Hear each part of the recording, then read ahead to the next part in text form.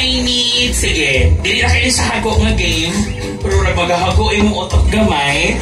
Let's have 5 I need 5. Kinsa kaayo? Ang dili mo tindog. Char. Ang dili mo tindog, moy ma. Sigun! Oh, 5 persons to join the game. Come here. 5 to 6 will do. Sige. We have 1, 2.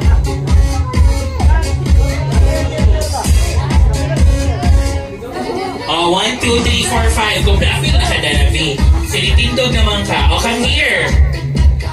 1, 2, 3, 4, 5. Alright, bilit ka palihog.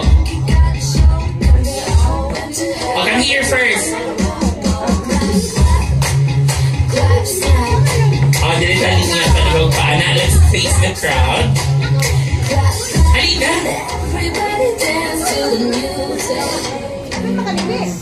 Oh, Abika.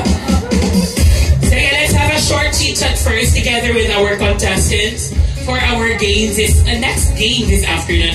Hello and maayong hapon. Can you please tell everyone what is your name, please? My name is Jun Rainier Darrell. Jun Rainier Darrell. Wait, what? How old are you? Jun? Ryan. Rainier or Rainier? Rainier. How old are you, Rainier? 19. Asan Look at the timer. Sa MSU MCSE. MSU MCSE. What course are you taking in? BS Psychology. BS Psychology. What year are you in? First year. Alright. No? Bago pa yun kayo na siya ng-college. Rainier. Uy, nag-MC ko sa MSU sa Diha. I guess wala pa ka-auto, no? Hello and good afternoon. What is your name? I'm DJ Someone. I'm DJ Zomwan. DJ Lou. Alright, how old are you, DJ Lou? I'm 18 years old. 18, nag-skwila? Same Marga pa na, nag-CMC. What course are you taking in? Same sad. Classmate mo? Ay, alright. Classmates. Stop it, just stop. Hello and good afternoon. What is your name? Somebody stop the video! Rafaela. How old are you, Rafaela? 11. You are grade 5. Uy, guwapa, taas, no? Marag dili siya grade 5. Pretty face pa dyan kayo. Ang guwapa. Whirler ka, majorette muse sa iyong spilahan or what? Soon to be a mother majorette of your school. Wow. So, minorette ka karon. Whirler. Asa ka nga class na belong? Homo class. Alright. At mang-inspirahan sa mong balay. Hello, Osina. Kung ano na, kailan naman tani. Okay, last, can you please tell everyone what is your name, please? Troy Lagarnia. Troy Lagarnia. Asa dapat nag-spila si Troy? PAC. Philippine Advent College taking? STEM student. STEM at grade 12. Alright. So mga estudyante, ito mga contestants karon alive and enthusiastic good kayo na sila. So, our game this afternoon is what we call Trip to Jerusalem but with a twist. Trip to Jerusalem and a Bring Me game at the same time. Now, I am going to request an item. Dapat inyo ni siyang pangitao ni nga item within sa atong 4 corners sa atong venue. And kung kinsa itong makakuha sa mong item, muli ko diretsyo sa usa ka upat na bangko dire. And kung kinsa itong makalingkod, we will proceed to the next round of the game. And kung dili makalingkod, lingwak na ka. Anong siya kalaling.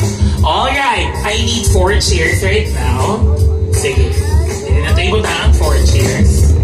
4 chairs! Sige! Alright. So, nasabta na ang mechanics sa itong game. Okay na. Wala na nagblibog. Alright. Ladies and gentlemen, isang masigabang palakpakan to our 5 contestants here para ganahan silang lumaro sa ating game this afternoon. Now, let's begin. Without further ado, who can bring me the first item? Bring me 3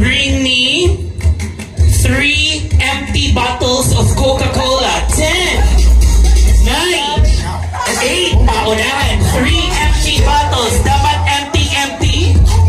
Empty bottles. Oh, hila-hila na. Makasala. We have Danavi, we have Rafaela, we have Rainier. Empty bottles. Empty bottles.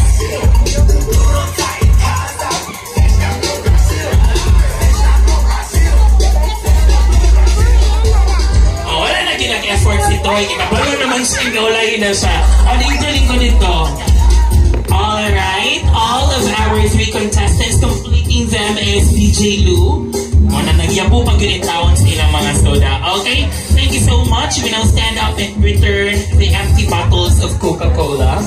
Now, 4 contestants, 3 seats, or should I say 3 slots to proceed the next round of the game. Who can bring me? Who can bring me? Stop it. Who can bring me a cell phone charger? 10, 9, cell phone charger. 8, 7, 6, cell phone charger. Walay charger na anak. Or any charger will do. We have Rainier here. Genevieve is going. How about the others? Pangutana, basta na yung kanila. Okay na na. That still be considered as charger. That is a cord. Okay. Wala na kanilang charger. Charger sa camera. Basta charger lang siya. Balag din siya cellphone charger. Okay. Rafaela and DJ Luke, let's have Rafaela this round. Thank you so much, DJ Luke. Alright. Cellphone charger. Charger po na cellphone, di ba? Wala na yung ulo-ulo. Alright. Stand up. 3 contestants. 2 slots more to go. Let's proceed to the next round of the game. Ini siya. Who can bring me? Who can bring me a white hair? Uban. Uy, tayo. Mauna si Ma'am Gloria. Dahil mas stress si Ma'am Gloria. Mananghid mo. Dili pwede mananghid dapat. Mananghid dapat. White hair, uban. Hoy ha? Okay, Rafaela, sit down.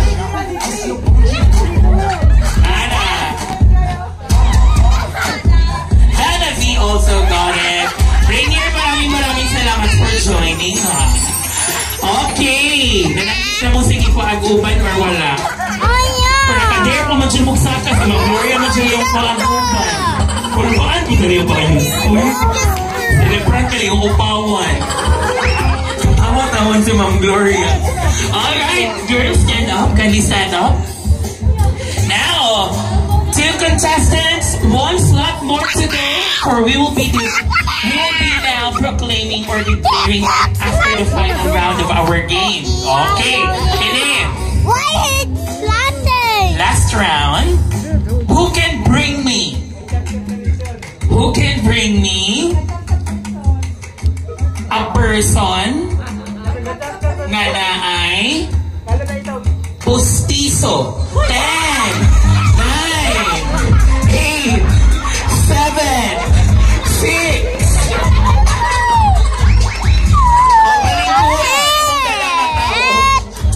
Sige ka dyan sa. Paano wala namang galitin ko? Wala kayo kaila. Watay laban ay inahan. Wala kayo inahan yan. Pabor po na yung kaayo. Sige ma'am. Pwede ipunta mo to. Dili yun ipakita, di ba? Kung saan na to pagtuhan nyo, naman si pustiso.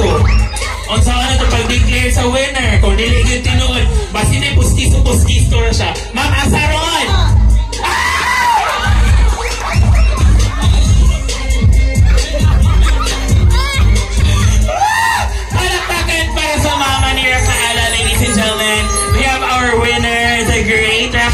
Congratulations. That ends our trip to Jerusalem and our Bring Me game this afternoon. That is really a mother and daughter teamwork. Wala pa galing ka doon si Rafaela, itindong na nila ang mama. Murang na muna represent siya ko galing na at ko'y marble dire.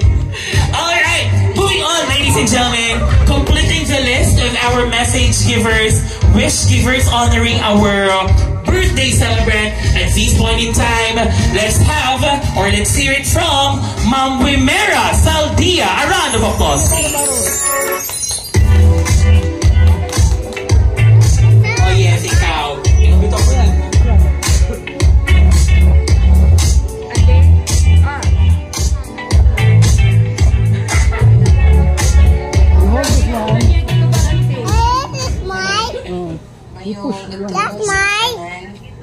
Ate, happy birthday. Talaga. Oh!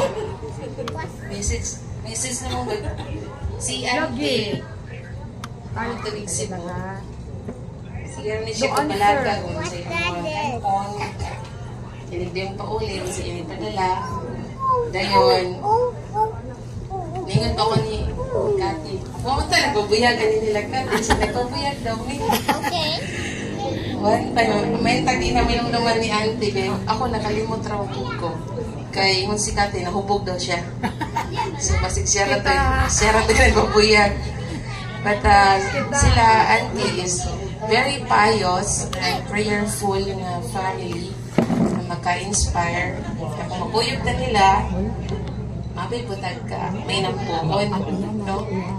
Dayon, maudagway na nga kuan, sa proof nga sa taas iyang kinabuhi, healthy siya and she's able to travel.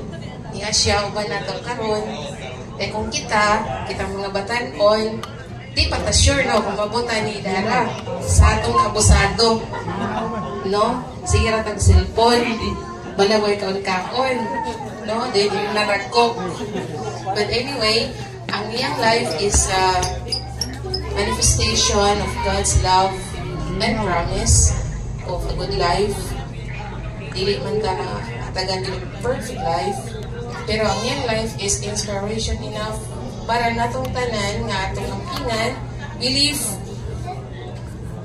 a good life na enough nga mag-prolong, nga maka-inspire ka sa uban to have an impact sa kinabuhi sa uban para dili mapaliwala ang ato ang kinabuhi, no?